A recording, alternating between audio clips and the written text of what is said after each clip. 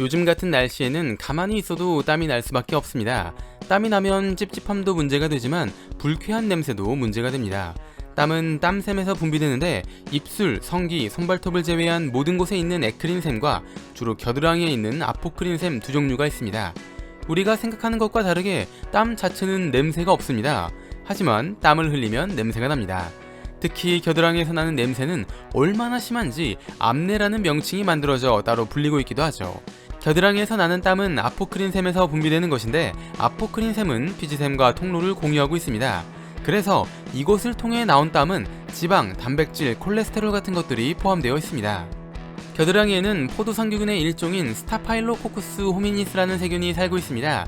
이 세균은 아포크린샘에서 나오는 땀 속에 있는 이물질을 흡수한 뒤 티오알코올이라는 물질을 만들어내는데 이 물질이 악취의 원인이 됩니다.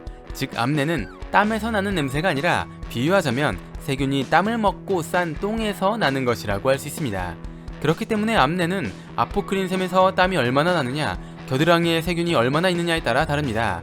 암내는 특히 서양인들이 지독한 것으로 알려져 있는데 이들은 아포크린샘에서 땀의 분비가 활발하게 이루어지기 때문입니다.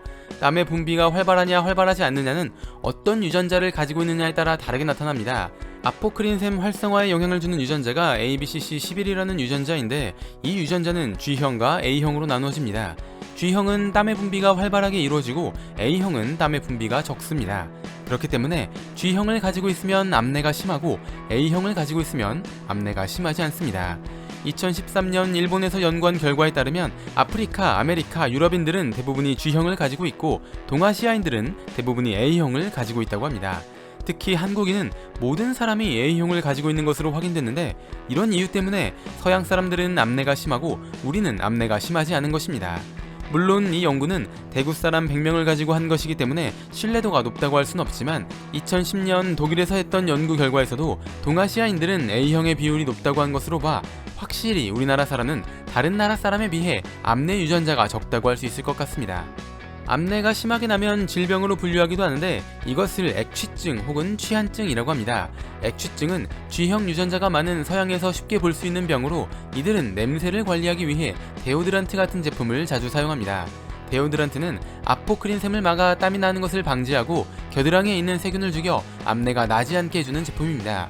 최근에는 우리나라에서도 데오드란트를 사용하는 사람들이 늘고 있습니다. 서양에서는 필수 보급품처럼 대부분의 사람들이 사용하는 제품이라고 합니다. 아포크린샘은 귀에도 있습니다. 귀에 있는 귀지는 젖은 귀지와 마른 귀지로 나누어지는데 ABCC11 G형을 가지고 있다면 땀 때문에 젖은 귀지가 만들어집니다. 그렇기 때문에 서양인들은 대부분이 젖은 귀지를 가지고 있는데 만약 내가 젖은 귀지를 가지고 있다면 암내가 날 확률이 높다고 할 수 있습니다. 한 연구 결과에 따르면 아포크린샘이 활발할 경우 유방암에 걸릴 확률이 높다고 합니다. 그렇기 때문에 만약 내가 젖은 귀지를 가지고 있고 암내가 심하게 난다면 유방암에 걸릴 확률이 높다는 뜻이니 이것을 주의해야 할 것 같습니다. 뇌를 채워줄 은덩어리 지식들, 오늘의 은잡지 영상은 여기까지입니다. 시청해주셔서 감사합니다.